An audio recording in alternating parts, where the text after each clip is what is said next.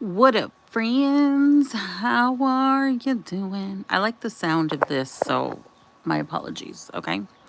So, I just wanted to talk. I got a really good response on my last video. I didn't know if people were still interested, but I did remember that there is a Netflix documentary about the Chris Watts case. So, there might be potential newbies that want to know the backstory because when people do documentaries, it's to favor the documentary and not actual factual information or things that we know as internet sleuths. Okay, because we've looked up. And one of the main things that nobody ever really talked about that I discovered, two things that I discovered in this case. No, I made three big revelations in this case.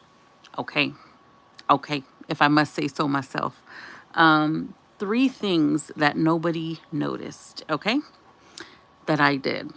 I mean, there were other things, but these are three big main things I think that if people knew, people that are watching the documentaries and whatnot and videos now, I did not know this in the beginning. Okay, number one. Okay, when they did the search of Shanann's house with the cadaver dogs, the woman that, okay, the cadaver dog business is probably small, right?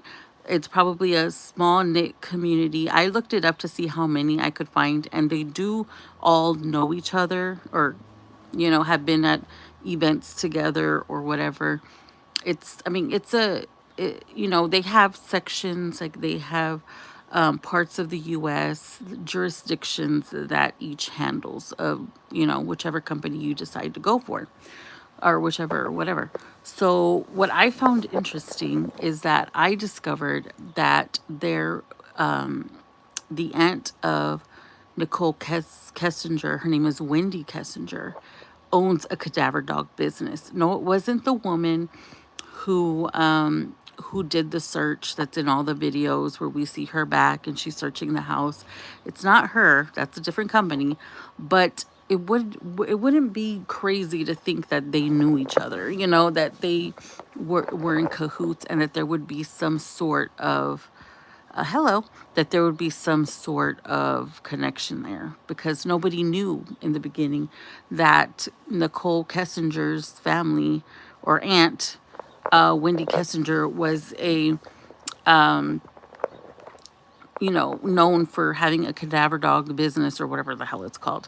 She was also in the middle of some lawsuits in Colorado for other cases not related, for things that may or may not have been staged. Now, this is all public record. You just Google Wendy Kessinger and you can find the auntie in question, okay?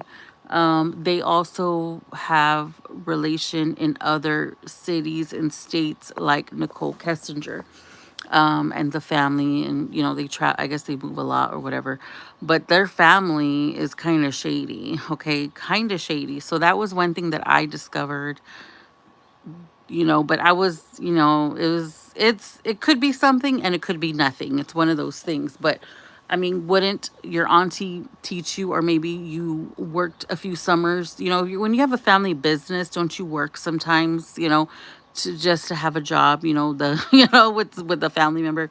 We had restaurant businesses in our family and everybody had a turn at the restaurant, okay? So I mean, I'm just saying, like, if it's a family business, this is her auntie Wendy Kessinger, or a cousin or something. She was related somehow, I don't remember how, but she doesn't know anything, like she never heard anything on how to mess up a fucking crime scene, like that was kind of weird how I found that out.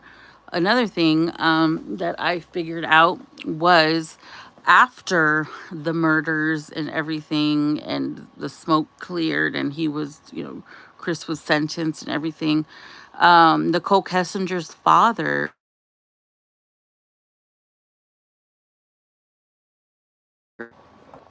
I don't know if y'all are going to be able to hear me, but